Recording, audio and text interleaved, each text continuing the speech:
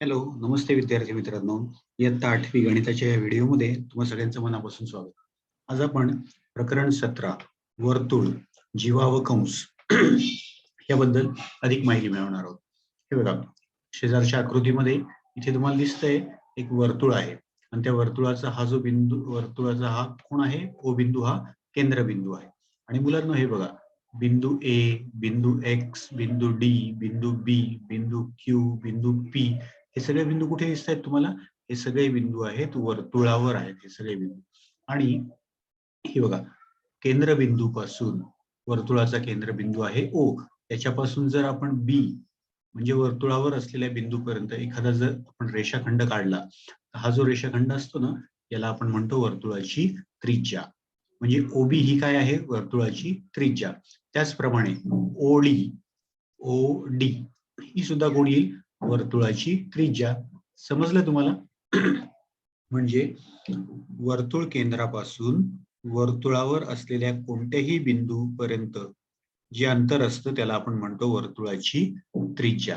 आता तुम्हाला जर वर्तुळ त्रिज्या अजून काढायची असेल तर तुम्ही काय करू शकता? बिंदू ओ आणि हा बिंदू एक्स हे जोडले तर अजून एक वर्तुळ त्रिज्या तुम्हाला काढता येईल. मग अशा वर्तुळामध्ये तुम्ही किती त्रिज्या काढू शकता? अनंत. आता पुढची एक कन्सेप्ट बघूया आपण. रेख ए बी हा वर्तुळाचा व्यास आहे. नीट लक्ष द्या. रेख ए बी, ए बिंदू कुठे आहे? वर्तुळावर आहे. बी बिंदू कुठे आहे? वर्तुळावर आहे. आणि जर आपण ए बी असा रेषाखंड काढला तर ए बी हा रेषाखंड कशामधून जातो आहे? बिंदू ओ मधून जातो आहे. म्हणजे तुमच्या लक्षात येईल की वर्तुळावरचे दोन बिंदू जोडणारा असा रेषाखंड आहे हा, की जो वर्तुळाच्या केंद्रामधून जात आहे. म्हणजे ए बी हा कोण आहे? वर्तुळाचा व्यास आहे. लक्षात ठेवा. आणि आता तुम्हाला अगदी पटकन समजेल. आता आपण लक्षात ठेवायचं की वर्तुळावर असलेले दोन बिंदू जोडणाऱ्या रेषाखंडाला आपण म्हणतो जीवा. मुलांना इथे बघा, आता ए बी याला आपण मगाशी व्यास म्हटलं होतं, पण ए बी ही जीवा सुद्धा आहे, कारण ती वर्तुळावरच्या दोन बिंदूंना जोडते आहे. आणि तुम्ही अजून एक माहिती सांगू शकाल की व्यास म्हणजे कोण आहे? तर व्यास म्हणजे असते वर्तुळाची सर्वात मोठी जीवा. आता पुढे बघूया आपण. कोण डीओबी हा केंद्रीय कोण आहे. बघा तर, कोण डीओबी हे बघा, हा कोण डीओबी त्याला आपण केंद्रीय कोन का बरं म्हणणार? कारण त्या केंद्रीय कोनाचा जो शिरोबिंदू आहे, त्या केंद्रीय कोनाचा शिरोबिंदू कुठे आहे? वर्तुळ केंद्रापाशी आहे. लक्षात ठेवा. कोणती गोष्ट लक्षात ठेवायची तुम्ही? की ज्या कोनाचा शिरोबिंदू वर्तुळ केंद्रापाशी असतो त्याला आपण म्हणतो केंद्रीय कोन. हा बघा, हा आहे केंद्रीय कोन. आलं तुमच्या लक्षात? कोन डीओबी हा केंद्रीय कोन आहे. पण एखादा विद्यार्थी असंही म्हणू शकतो की तिथे अजून काही कोन दिसत आहेत की ज्यांचा शिरोबिंदू आहे वर्तुळ केंद्राजवळ. कोण आहे ते? तर हे बघा, कोन डीओए. बघा आता हा कोन बघा सगळ्यांनी व्यवस्थित. हा बघा, हा पण एक कोन दिसतोय तुम्हाला. या कोनाला काय नाव देऊ शकतात तुम्ही? डीओए असं नाव देऊ शकतात, किंवा याच कोनाला तुम्ही एओडी असे नाव देऊ शकतात. या कोनाचा शिरोबिंदू पण कुठे आहे? वर्तुळ केंद्रापाशी आहे, म्हणून एओडी हा सुद्धा केंद्रीय कोन आहे. आता मुलांना आपल्याला ना कंस ही एक महत्वाची कन्सेप्ट शिकायची आहे. कंस म्हणजे काय? तर तुम्ही बांगडीचा तुकडा पाहिला असेल, तर बांगडीचा तुकडा जसा असतो ना, तसाच हा वर्तुळाचा कंस असतो. तुम्हाला एक माहिती आहे की पूर्ण वर्तुळ हे 360 अंश मापाचं असतं. पूर्ण वर्तुळ हे 360 अंश मापाचं असतं. आलं लक्षात? मग जर आपण असा वर्तुळाचा व्यास काढला तर मग काय झालं की वर्तुळाचे दोन समान तुकडे झाले. हा एक तुकडा आहे वरती दिसतोय तो, आणि हा एक तुकडा आहे, बरोबर ना? म्हणजे वर्तुळाचे दोन समान तुकडे झाले आहे. आता हा वर्तुळाचा हा जो वरचा भाग दिसतोय तुम्हाला, हा बघा, याला आपण म्हणणार अर्धवर्तुळ. काय म्हणणार याला? अर्धवर्तुळ. आलंय लक्षात? आणि आता हा बघा, हा बघा, इथून सुरू झाला असा हा जो भाग दिसतोय तुम्हाला, याला पण आपण काय म्हणणार? अर्धवर्तुळ. म्हणजे वर्तुळाचा जर आपण व्यास काढला तर त्या व्यासामुळे वर्तुळाचे दोन अर्धवर्तुळांमध्ये त्याची विभागणी होते. मग आता सांगता येईल तुम्हाला की जे अर्धवर्तुळ असतं ते किती अंश मापाचं असेल? सांगा बरं. पूर्ण वर्तुळ जर 360 अंश मापांचं असतं तर अर्धवर्तुळ हे 360 भागिले 2 म्हणजे 180 अंश मापाचं असेल. म्हणजे अर्धवर्तुळ तुम्हाला कळलंय. आधी आपण ही कन्सेप्ट बघूया. अर्धवर्तुळ कंस कोणते आहेत? कंस ए डी बी हा अर्धवर्तुळ आहे. हा, आणि अजून कोणतं एक अर्धवर्तुळ दिसतंय तुम्हाला? ए पी बी हे एक अर्धवर्तुळ आहे. आता एखादा विद्यार्थी म्हणेल की सर ए पी बी या नावाऐवजी आपण जर ए क्यू बी असं नाव घेतलं तर चालेल का? हो चालेल. ए क्यू बी हे सुद्धा अर्धवर्तुळ होईल. आता अर्धवर्तुळ तुम्हाला कळलं 180 अंश मापाचं. म्हणजे ती पण काय आहे? अर्धवर्तुळ हा पण काय आहे? एक प्रकारे कंस आहे. आता लक्षात ठेवायचं, अर्धवर्तुळापेक्षा लहान म्हणजे 180 अंश पेक्षा लहान मापाचा जो वर्तुळ कंस असेल ना, त्याला आपण काय म्हणणार? लघु कंस. आता इथे एक कंस दिलाय बघा, ए एक्स डी. हा बघा, तर हा दिसतोय तुम्हाला? ए एक्स डी हा दिसतोय तुम्हाला वर्तुळ कंस. हा वर्तुळ कंस कसा आहे? हा वर्तुळ कंस कसा दिसतोय तुम्हाला? अर्धवर्तुळा इतका आहे, अर्धवर्तुळापेक्षा लहान आहे का अर्धवर्तुळापेक्षा मोठा आहे? सांगा बरं, विचार करा. ए एक्स डी हा कसा आहे? अर्धवर्तुळापेक्षा लहान आहे, म्हणून ए एक्स डी ला आपण म्हणणार लघु कंस. तसंच हा बघा, अजून एक कंस त्यांनी दिलाय बीडी. बीडी हा कंस बघा तर सगळ्यांनी. हा बघा, हा बी पासून चालू झाला आणि डी च्या इथे संपला. हा पण 180 अंश मापापेक्षा लहान आहे, म्हणून हा सुद्धा काय असणार आहे? बीडी हा सुद्धा लघु कंस आहे. ठीक आहे, मग अजून काही लघु कंस बघूया आपण. हा बघा, डीएक्स दिसला? डीएक्स हा पण कसा आहे? लघु कंस आहे. अजून एक कंस बघू, एक्स डी बी. हा बघा, एक्स पासून चालू झाला, एक्स डी बी 180 अंश मापापेक्षा लहान असलेली तो पण आहे लघु कंस. आपण बी क्यू पी बघू. बी क्यू पी हा सुद्धा काय आहे? लघु कंस आहे. समजलं? आता आपण पुढची कन्सेप्ट बघूया, विशाल कंस. विशाल कंस म्हणजे काय? आता तुम्हाला सहज सांगता येईल की अर्धवर्तुळापेक्षा मोठा कंस म्हणजे 180 अंश मापापेक्षा ज्या कंसाचं माप जास्त असतं त्याला आपण विशाल कंस म्हणणार. मग कंस पी ए बी बघा, पी पी इथे आहे, पी ए आणि बी, पी ए बी हा बघा, हा 180 अंश मापापेक्षा मोठा आहे, म्हणून तो काय आहे? विशाल कंस.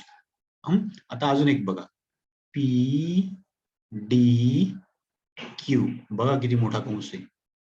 दिसला तुम्हाला? पुन्हा एकदा बघा, पी डी क्यू अर्धवर्तुळापेक्षा मोठा कंस आहे, म्हणून तो पण आहे विशाल कंस. ओके, आता आपण अजून काही विशाल कंस बघूया. ए डी क्यू बघा, तर हा बघा, हा ए आहे, ए डी क्यू अर्धवर्तुळापेक्षा मोठा भाग दिसतोय तुम्हाला, म्हणून ए डी क्यू हा आहे विशाल कंस. समजलं? म्हणजे आपण लघु कंस पाहिले, विशाल कंस पाहिले आणि अर्धवर्तुळ कंस सुद्धा पाहिले. आता कंस डीबी बघा, हा कंस डीबी, तर या कंसाचं माप किती असणार आहे सांगू का? तर त्याच्याशी संबंधित जो केंद्रीय कोन आहे डीओबी, म्हणजे हा जो कोन निळ्या रंगाने दिसतोय तुम्हाला, या निळ्या रंगाने जो कोन आहे तेवढंच माप, या कोना इतकंच माप त्याच्याशी संगत जो कंस आहे डीबी त्याचं असणार आहे. म्हणजे माप कंस डीबी, हा बघा, माप कंस डीबी बरोबर माप कोन डीओबी, हे लक्षात ठेवा. आता आपल्याला जर कंस डीएबीचं माप काढायचं असेल, बघा तर डीएबी, डी ए बी या एवढ्या मोठ्या कंसाचं माप काढायचं असेल तर आपल्याला काय करावं लागेल? पूर्ण वर्तुळ यातून आपल्याला हा कंस डीबी वजा करावा लागेल. पूर्ण वर्तुळ म्हणजे किती अंशाचं येणार आहे? 360 अंश. त्यातून कंस डीबी वजा करायचा, डीबी वजा करायचा कंस. मग डीबीचं माप कोणा इतकं आहे? कंस डीबीचं माप डीओबी इतकं आहे, या केंद्रीय कोणा इतकं आहे. म्हणून आपण काय करणार? कंस डीएबीचं माप काढण्यासाठी आपण काय करणार? तर पूर्ण वर्तुळामधून हा केंद्रीय कोनाचं माप डीओबी वजा करणार, म्हणून इथे आपण लिहिलं आहे माप कंस डीएबी बरोबर 360 अंश वजा माप कोन डीओबी. समजल्या या महत्वाच्या कन्सेप्ट? या अतिशय महत्वाच्या गोष्टी आहेत, या तुम्ही वहीमध्ये व्यवस्थित लिहायच्या आहेत. ठीक आहे. आता पुढे बघूया वर्तुळाच्या जीवेचा गुणधर्म. हा बघा, या ठिकाणी तुम्हाला एक वर्तुळ आहे, त्याचा केंद्रबिंदू ओ आहे आणि ए बी ही त्याची जीवा आहे. या वर्तुळ केंद्र कोण आहे? ओ. इथपासून तुम्ही जर जीवेवरती लंब टाकला असा, हा बघा, हा लंब आहे, इथे तुम्हाला 90 अंश मापाचा कोन दिसतोय. हा लंब काय करतो? हा जो लंब दिसतोय ना, हा या जीवेचे दोन समान भाग करतो. म्हणजे जीवेचे दोन समान भाग झालेले कोणते आहेत? एपी हा एक भाग आहे आणि पीबी हा एक भाग आहे. म्हणजे एपी ची जेवढी लांबी असेल तेवढीच पीबी ची लांबी असेल. म्हणजे एबी चे बरोबर 2 समान भाग झालेले आहेत. ही एक महत्वाची. तर विद्यार्थी मित्रांनो, इथे तुम्हाला 17.1 जो सराव संच आहे याच्यात अगदी सोपं आहे. जीवा एबी ची लांबी किती दिली आहे त्यांनी? 13 सेंटीमीटर. 13 आहे. जीवा एबी किती दिली आहे? 13. आणि आपल्याला काय काढायचं आहे? क्यूबी ची लांबी काढायची आहे. आपण काय शिकलो आहोत? हे बघा, वर्तुळ केंद्रातून जीवेवर टाकलेला लंब जीवेला दुभागतो. तुम्ही इथे तो गुणधर्म लिहायचा आणि मग क्यूबी ची लांबी किती येईल? क्यूबी ची लांबी किती येईल सांगा बरं आता? क्यूबी हा काय असणार आहे? तर एबी जीवा त्याच्यापेक्षा तो निम्मा असणार आहे. निम्मा म्हणजेच काय? 1/2. म्हणजे 1/2 नी तुम्हाला 13 ला गुणावं लागेल. समजलंय? मग 1/2 नी 13 ला गुणलं म्हणजेच काय येईल? 13/2. काय येईल? 13/2. 13 चे 2 समान भाग करा बरं. 13 चे 2 समान भाग करा. 13/2 किती येतात? 6.5 येतात. हे माहिती आहे तुम्हाला. 6.5 म्हणजेच किती? 6.5. कळलंय? 6.5. पण याला एकक द्यायला विसरू नका. 6.5 एकक काय देणार याला? ती जी एबी ही जी होती ही सेंटीमीटर मध्ये होती. मग क्यूबीचं एकक सुद्धा काय येईल? सेंटीमीटर येईल. समजलंय? या पद्धतीने तुम्ही उदाहरण सोडवू शकतात. हे सगळे गुणधर्म वापरायचे आणि उदाहरणं तुम्ही सोडवण्याचा प्रयत्न करायचे. पुढचे सुद्धा उदाहरण अगदी सोपे आहेत. ते सुद्धा तुम्ही सोडवण्याचा सहजपणे प्रयत्न करू शकता. हे बघा, आता इथे काय दिलंय? ओ वर्तुळ केंद्र आहे. ओडी ही त्याची त्रिज्या 25 सेंटीमीटर आहे. नंतर ही जी जीवा आहे सीडी ही 48 सेंटीमीटर लांबीची आहे. तर ती वर्तुळ केंद्रापासून किती अंतरावर आहे? म्हणजे ओपी हे अंतर तुम्हाला काढायचंय. मग तुम्ही पहिल्यांदा काय करायचं? सीडी किती आहे? 48. मग पीडी किती येईल? 48 च्या अर्धी येईल. बरोबर ना? 48 च्या अर्धे किती येतात? 24 येतात. म्हणजे इथे ही लांबी येणार आहे पीडीची 24.